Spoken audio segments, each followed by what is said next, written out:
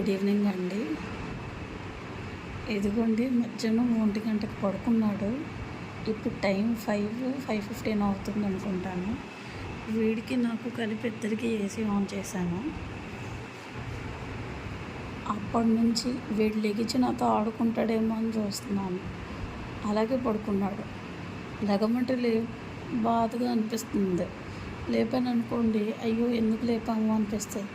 అదే లెగలేదనుకోండి, ఎప్పుడు మనతో లెగిచి ఆడుకుంటాడా అనిపిస్తుంది. మీరే చెప్పండి, నా సిచ్యువేషన్లో ఉంటే మీరు ఏం చేస్తారు? ఒక్కసారి మీ ఎదురుగానే లేపుతాను, కళ్ళు తెరుస్తాడో లేదో చూద్దాం.